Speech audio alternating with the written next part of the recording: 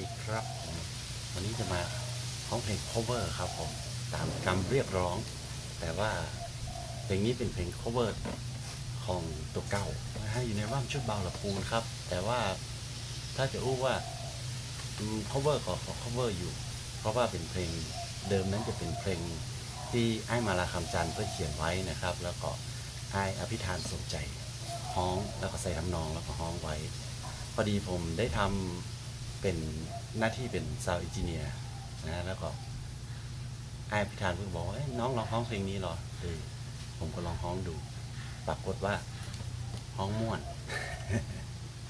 นะงานเพลงของไอ้มาลาคำจันทร์ครับเพลงชื่อว่าสบันงาครับ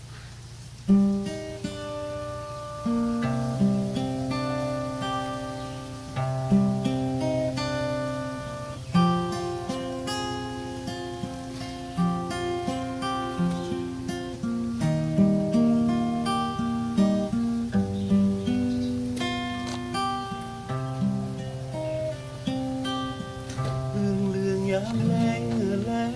ลมหอนแก้วกลิ่นอ่อนจอนอ่อนใจให้หาดอกนั้นกลิ่นนั้นจืดสะบันงาลอยเลื่อนลงมาหรือท้องฟ้าจากแดนทง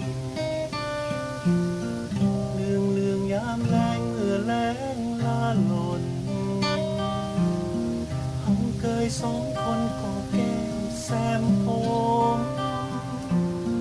หุ่นไว้หน้าแม่เขาแอบดองดงอกคืนใจคมลอยลื่นลง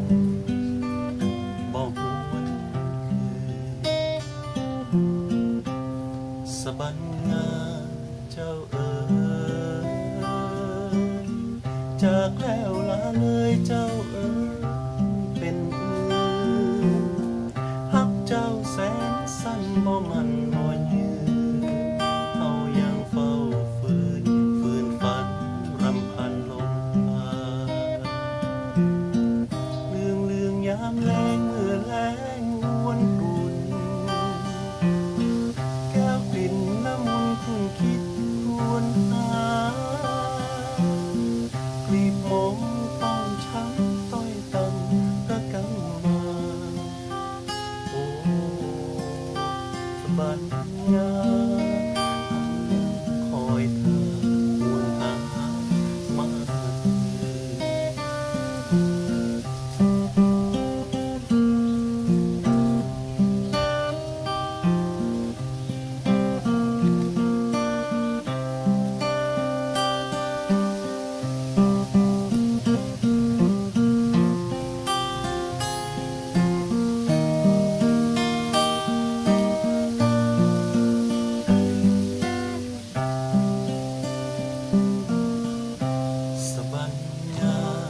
เจ้าจากแล้วลาเลยเจ้าเป็นฮักเจ้าแสนสั้นบ่มันบ่ยืนเฮายังเฝ้าฝืนฝันรำพันลมพาเรื่องยามแรงเมื่อแรงอ้วนกรุนแก้วกลิ่นละมุนคงคิดควรหากลีบมองต้องช้ำต้อยต่ำระกำมาโอ้สะบันงาเฮายังคอยท่าบ่ลืม